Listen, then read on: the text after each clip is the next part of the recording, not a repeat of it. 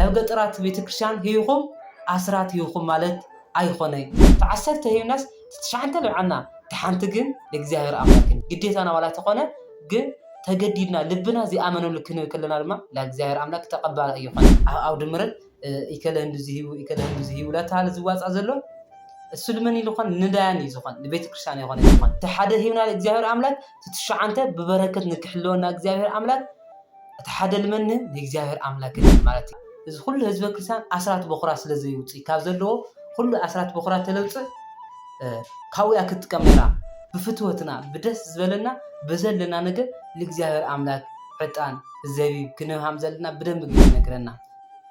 بسم الله وولد ومنفس قدوس أحد أملاك محرتو أبزحو معتو أطفيو ناب ساعة زي كنبتصح فقد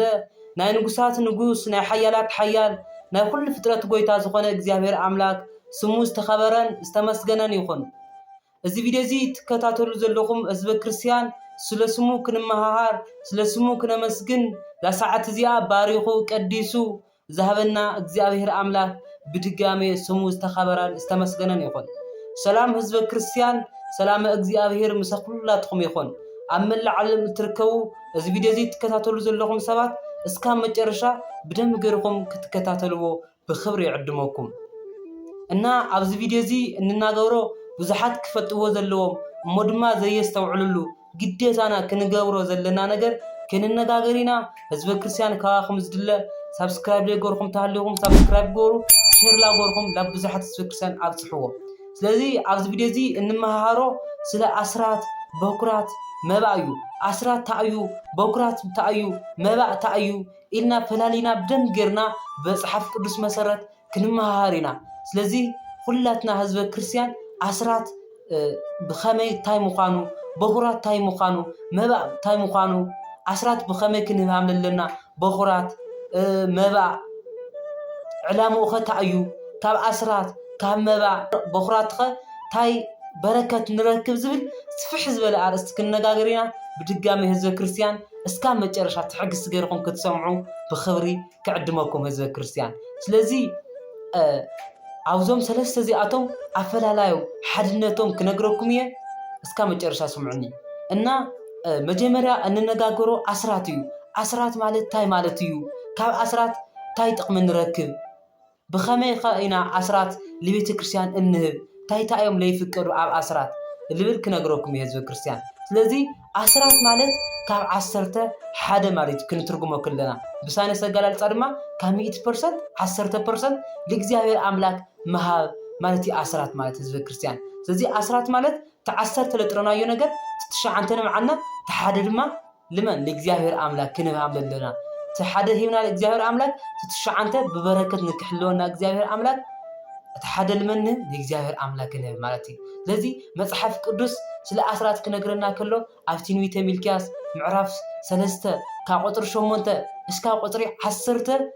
أسرات نا إجزاهر نبرتيو نا إجزاهر نبرت دما لإجزاهر كنا عمل لنا أسف حبي نقرنا زي هزب كريستيان عاوزي كنقرأكم نا مصحف قدوس تقص كنقرأكم كلكم مصحف قدوس حزنا مصحف قدوس بوز لاقولكم كتكتاتلوا بخير يعدمكم مخناتو تي قطر كنقرأكم كلكم اسكا لمبو كيتسلاتشو لمباليه إن هزب كريستيان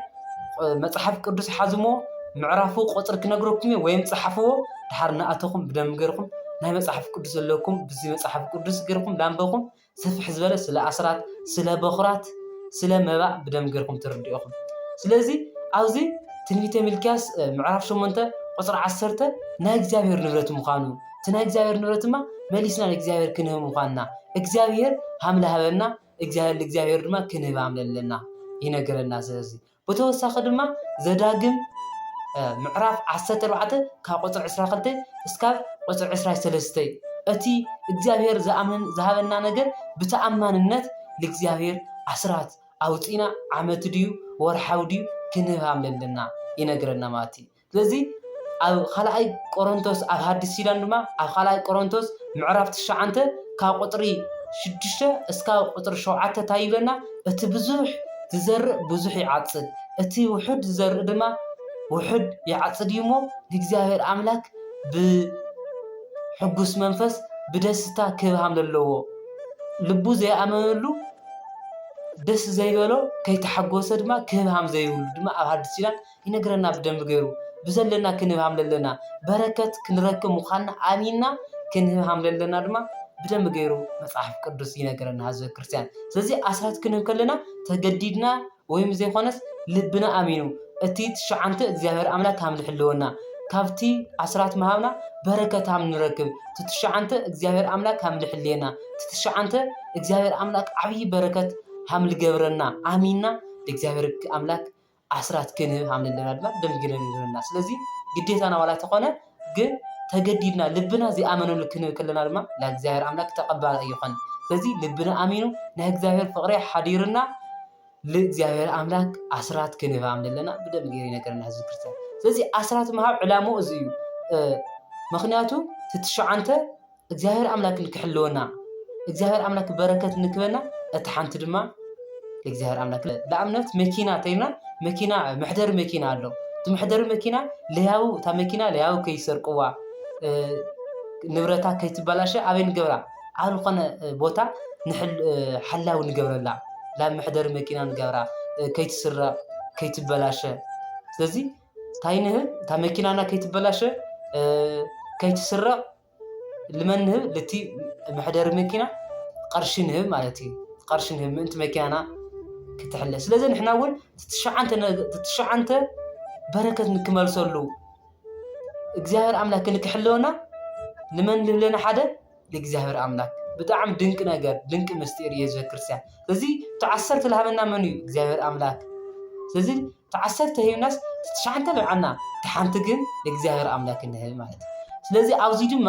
ብኸመይ ኢና ኣስራት በኩራት እንህብ ልብል ጥያቄ ድማ እኒኦ። ኣስራት በኩራት ሲ ዝኾነ ቤተክርስትያን ላ ንህብ ንነዳያን ምውፃት ሲ ኣስራት በኩራት ክኾን ይኽእል ዶ?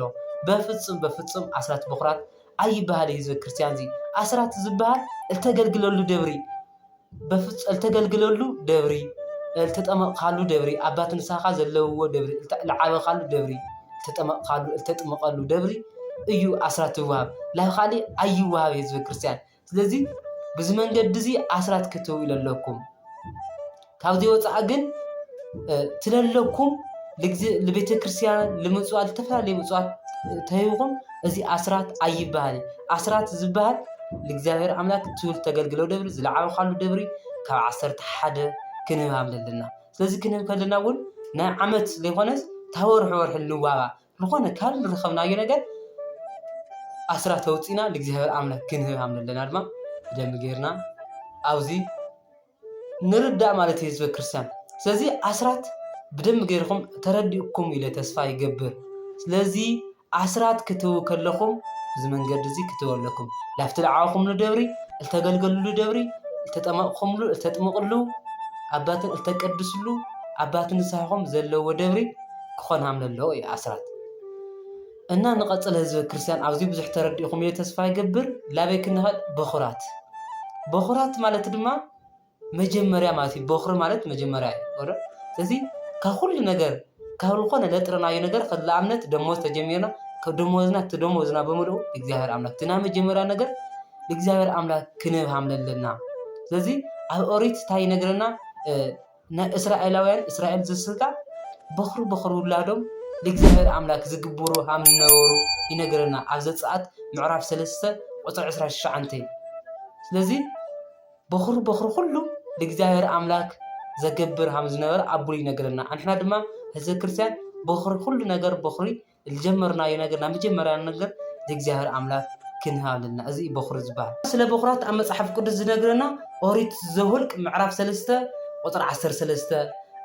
ኦሪት ዘዳግም ምዕራፍ 15 ቁፅሪ 19 ከፍትኹም ኣባጊዕኹም ናይ መጀመርያ ስራሕትኩም ከይትገብርዎን ንቤተ እግዚአብሔር ወሃቡ ኣገብሩ ዝብል ድማ ብዚ ኣብ ኦሪት ተጻሒፉ ይርከብ ማለት እዩ። ስለዚ ህዝበ ክርስቲያን በኩራት ናይ መጀመርያ ነገር ለእግዚአብሔር ኣምላክ ክንህብ ኣለና። እቲ ልመፅእ እግዚአብሔር ኣምላክ ባርከና። እዚ ናይ መጀመርያ ለእግዚአብሔር ኣምላክ ንህብ ማለት እዩ። ናይ መጀመርያ ክንህብ ከለና ድማ እግዚአብሔር ድማ ይባርከና ህዝበ ክርስቲያን። ስለዚ በኩራት እቲ ናይ መጀመርያ ነገር ለእግዚአብሔር ኣምላክ ክንረክብ ካብ ደሞዝና ካብ ዝሰራሕናዮ ካብ ኣብ ወለድና ትርእዩ ተኾንኩም እኽሊ بخرات يوم له بيت كريستيان مجبر ياهو كافتي لحفسوا أخلي سنها مجمرة قدم محفظهم بخراتي لهم لوينو كافتي للو الحفاس زلو كاو قنيسو مجمرة لا جرت تيمولوسي بخراتي جورو مالتي سزي بزمان قدسين هم مجمرة أنا نقدر لإجزاهر أملاك كنه تلمس عدما إجزاهر أملاك بارخ الليلقة نا مجمرة نقدر لمن تل إجزاهر أملاك مالتي أتينا مجرشة سالسايد ما هذا كرسان ما بعد ما لإجزاهر أملاك زواب سطوتايو بدستا بنعقمنا بزلنا نقدر لإجزاهر أملاك كنه عامل لنا ينقرنا أب أريد أصعب معرف أسرع حموشة كاوقت رح إسكاف حموشة بفتوتنا بدس زبلنا بزلنا نقدر لإجزاهر أملاك حتان زي كنه عامل لنا بدن بجري نقرنا توسع خدمة خلاي كورنثوس معرف شو منته قطر حدا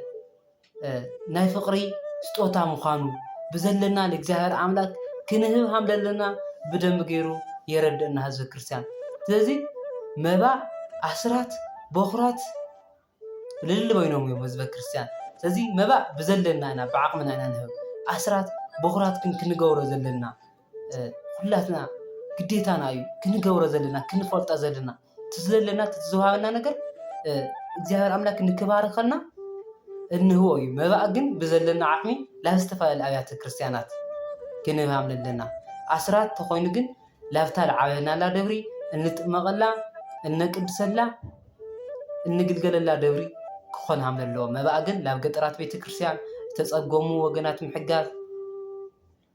ኢና ክንህብ ዘለና ህዝበ ክርስቲያን ስለዚ ናይቶም ሰለስተ እዚኦም ኣፈላላይ ብደንብ ገይርኩም ሃም ተረዳእኩም ተስፋ ይገብር ህዝበ ክርስቲያን ስለዚ ኣብ ቤተክርስቲያን ዝዋፃእ ሙዳየ ምጽዋት ዝበሃል ኣሎ ኣብ ኣውደ ምሕረት ኢከለ እንድዚ ሂቡ ላተባሃለ ዝዋፃእ ዘሎ እሱ ልመን ይልኳን ንዳያን ይዝኳን ለቤተ ክርስቲያን ይሆነ ይዝኳን ለቤተ ክርስቲያን ዝኳን አስራት ብቻ አስራት በኩራት ይኻ ለቤተ ክርስቲያን መባእ ማለት እዩ ስለዚ እቲ ዝዋሃብ ዘሎ ንዳያን ተቸገሩ ዝዋሃብ ነበረ እዚ ኩሉ ህዝበ ክርስቲያን አስራት በኩራት ስለዚ ይውጪ ካብ ዘለዎ ኩሉ አስራት በኩራት ተለውጽ ካውያ ክትቀም ነይራ ቲ ምጽዋት ዝዋሃብ ድማ ልመን ይሆን ነይሩ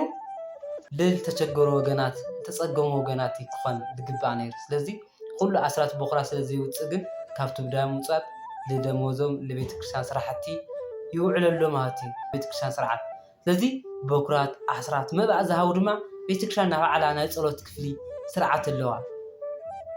زهاود سبات سموم إن العلت بيت كريستيان تصلي لهم بركة نكرهو نبيت كريستيان زهاو كلهم دم أجزاء أملاك مريسون كهم دم بيت كريستيان لا تصلي تحضر لزهو سلازي أسرات بخرات كلاتنا مبا كنهب إلنا زلنا نقر إجزاهر أملاك كبارخنا اتزهالنا دم إجزاهر أملاك مخانو تردينا أسرات بخرات مبا كنهب عملنا سلازي عاوزي كتفلتوا والقبوكم لو قطرات بيتكرشان هيوكم أسرات هيوكم مالت أيخوني كتفلتوا زي تايبال مبا يزبال مبا إنا هيونا لنا لافت قطرات بيتكرشان عطان زبيب نبدلنا مبا إنا ስለዚህ ተኣስራት ኣብ ዝዓበኹምሉ ደብሪ ዘለኹምሉ ደብሪ ክኾን ይኽእል እዩ ኣስራት በኩራት ዝውሃብ ህዝበ ክርስቲያን ስለዚ ኣስራት በኩራት ኩላትና ብዝኽኣልናዮ ክነዋፅእ ዘለና ኣብዚ ዙርያ እዚ ብጣዕሚ ስፍሕ ዝበለ ኣርእስቲ ሃም ተመሃርኩም ተስፋ ይገብር ብጣዕሚ ዝፈትወኩም ሰላምኩም ብዙሕ ይበለለይ ስለሰማዕኹምኒ እግዚኣብሔር ይስማዕኩም እዚ ነገር እዚ ሰሚዕና ናይ ኩሉ ህዝበ ክርስቲያን ሼር ሃም ትገብርዎ ኣይጠራጠሪ ሰማዕኹምዎ ድማ 30 60 100 فري أفريقيا ناس مقدسي نايمن كسورستي يغورنا بمحرتو بچرنوتو يحلونا እግዚአብሔር አምላክ በጣም ይስፎቶኩም ሰላምኩም بزح يبللي حدا يغورنا